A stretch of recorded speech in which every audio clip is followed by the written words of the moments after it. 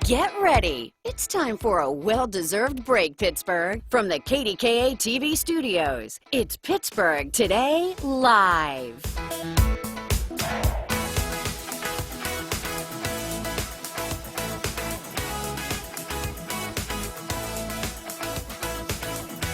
Hello, hello. Was it you that said tomorrow's Friday? Somebody said tomorrow's Friday. Well, it's true that tomorrow is Friday. I got a hot tip for you. Tomorrow's Friday. I completely lost track of this week. I don't know what happened. I don't know if that's a good thing or a bad thing. I don't know. Maybe you're just enjoying your week so much That must be it. that you know. I've had good company. Aw, isn't that sweet? Yeah. But yeah, tomorrow is Friday. Today, however, is Thursday. Well, thanks for clearing that up. We have a great show planned for you today. And we're going to start with really an adorable video. So It's so cute. it's so cute, and it was such a clever idea. So Drew Barrymore is unveiling a talk show this fall. In fact, it's going to air on Pittsburgh CW. Just a couple weeks from now. Yeah, so it's going to get started very soon. They released this video. It's Drew interviewing her younger self. So they manipulated the real video from an old Tonight Show where Drew was on as a child. Watch this. Please welcome Drew Barrymore. I've been waiting all my life to meet you. It's been a wild ride. Can you believe I have two daughters around your age? Kind of scary. I have so much to fill you in on. Want to hear about our new daytime show? Love to. We're going to spend an hour every day celebrating life. Oh. I'm so excited I could scream. Want to do it with me? Guys ready? It is so cute. It's so cute. And- And have you noticed there's a lot of people screaming lately? There's We've a been talking trend about this. about screaming. Right. But what I think is so adorable is you can see Drew Barrymore in Drew. I mean, you Right. can see the Right.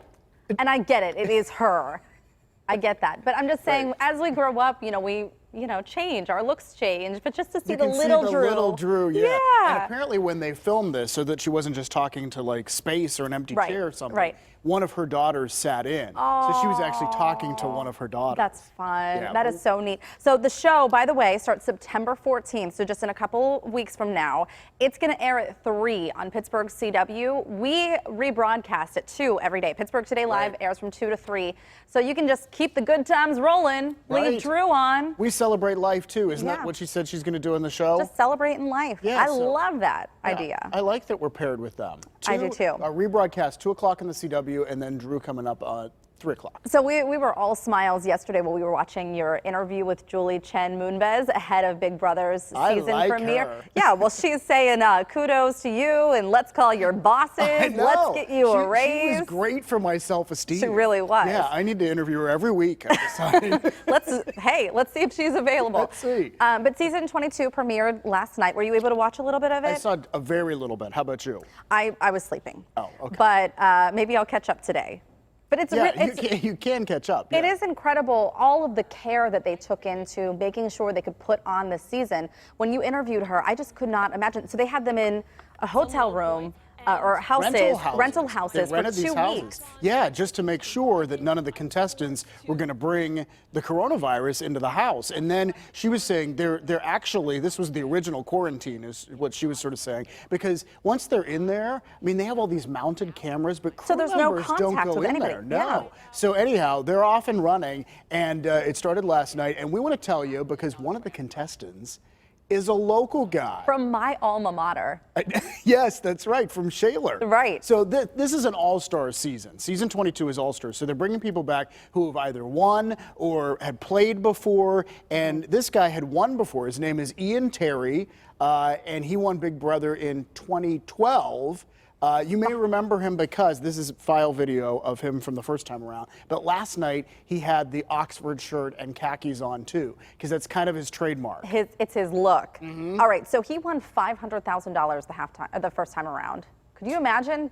I mean, I would just, love I don't to even imagine. Yeah, Yeah. I would love to imagine too. Wouldn't that be nice? And he went back. He was an engineering student at Tulane. He returned to school after winning. He has earned his degree, and now he's back to play again. So we have someone to cheer on. I think this is great. Well, we have some local folks too here at KDKA to cheer on in just a couple weeks because we are very proud of our colleagues and coworkers, including you, David, who were nominated for Emmys, for the Mid-Atlantic Regional Emmys. Yeah, it came out last night. Yeah. And really, we do have so many talented people at KDKA. We do. And it's nice to see even a nomination. It's nice to be recognized. We, last year, David and I were both nominated for host, and this year, Somehow it didn't happen. Well, neither of us are nominated for host. we need to call some people. So does that mean we're going downhill? No. Does that mean we're losing steam, Heather? I hope not. I don't think so. But I am very proud of so many of the people who work here, people who submitted and weren't nominated, the people who were true. nominated. We have so many wonderful people that put everything together day in and day out without fail. Yeah. So Amy Wattis, Megan Schiller, Ian Smith, who's one of our photographers, they were all nominated. You were nominated, so it's great to see. It really is great to see, and we have such a talented family here at KDKA. We so do. Thank you. We and, do. You know, and it's nice to be nominated, but don't let anyone kid you. It's better to win. So I we will know. keep you posted. It's September, right? I'm like Susan Lucci. I've been nominated a couple times and never won. Well, I used to call myself the Susan Lucci of the Mid-Atlantic because I had been nominated like 11 times in a row and never won. Okay, so this could still happen This for could- me. It could totally happen for you, Heather. This I will always inspires root me to for keep Heather on. Abraham. Oh, thanks. It inspires me to keep on going. So we wanted to bring up something. We've been talking a lot about masks and finding the right fitting masks, and we know, like, you see the pictures of the healthcare workers and the struggles that they're going through with, you know, Where they have to wear it all day and then they have the 12-hour marks on their shifts. face. Right. So we had mentioned a couple weeks ago, Abrams Nation in the North Hills in Gibsonia, where they make these masks with vinyl so that, you know, you can still see someone's mouth underneath. So you have to treat it with a little bit of soap, they say, in order to Which we have not done yet. We have not done yet. No. The tags are still But on it. They heard us talking about it, and then they sent these masks out, and we thought they were so interesting that we just wanted to show you what they look like on TV. And I think if someone needs to read lips, if they're saying elementary school teachers are interested in these too. I think, you know, when I spoke with the woman who owns Cut and Sew Studio in Morningside, you know, one of the things that she explained as a teacher, because she teaches young students, the one thing that she explained is that when most of your face is covered up, you can't see facial expressions. And sometimes if a child is having a problem, it's difficult to read the concern on their face or if they're smiling.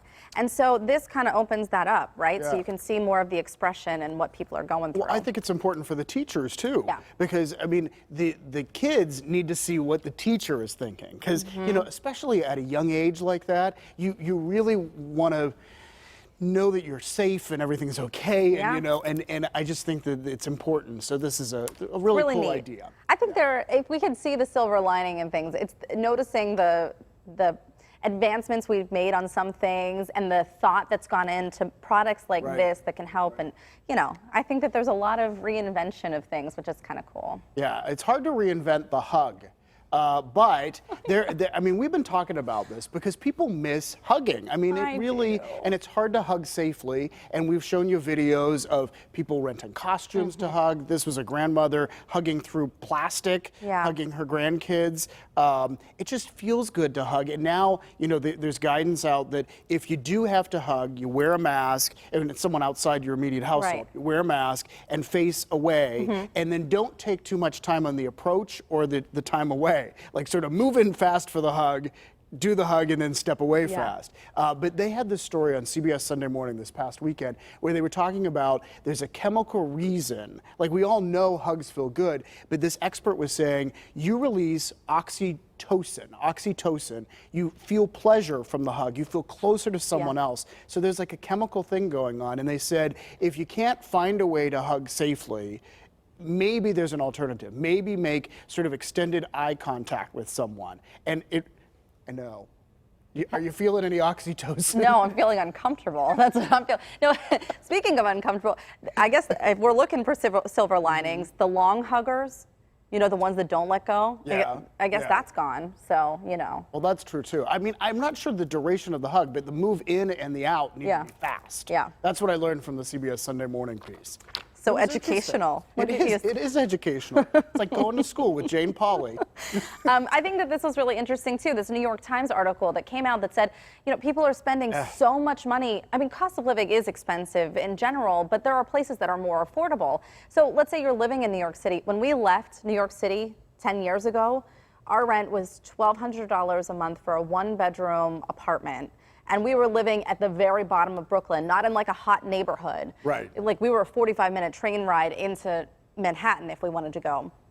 I can't imagine what it's like now, but if you're working from home and will be for the foreseeable future, why would you pay that kind of money? Right. I mean, a lot of people are starting to think, hey, if my job can be done remotely and I can continue doing this, then why do I have to pay that kind of rent? That's astronomical. I mean, I've always thought it'd be exciting to live in New York City, but I don't know how anyone saves money there. I don't know. Yeah. I mean, like, how can you put away money at all? Because didn't. The expenses are so great. Yeah. So now, I mean, as long as you have Wi-Fi service, you could really work anywhere with a lot of these I jobs. know. And people are, it's sort of opening up the world. Hey, I can move back to be closer to family. I can, I don't have to make the choices that I had to make before. So possibly a silver lining there.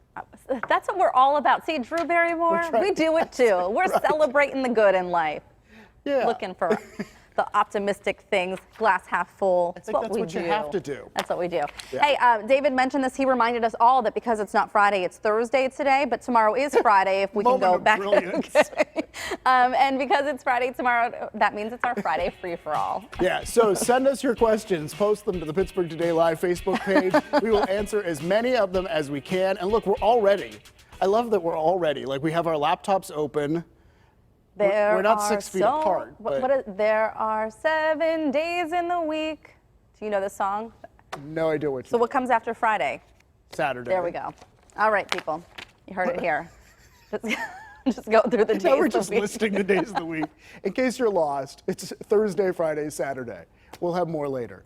But first, we have a whole show today with many changes that we've been seeing these days. You almost need a scorecard to keep track of restaurant comings and goings because, sadly, there are a lot of closings because of the pandemic. But you know what? There's also good news. There are actually some openings. And coming up next on PTL, food writer Halby Klein is here with the latest restaurant news for us. He's going to get us up to date. Also ahead, we are getting ready for the Pittsburgh premiere of the new Seth Rogen movie, An American Pickle, made partially in Pittsburgh, and we have pickle popcorn, so many peas to go with it. How you can get in on the fun, too, coming up.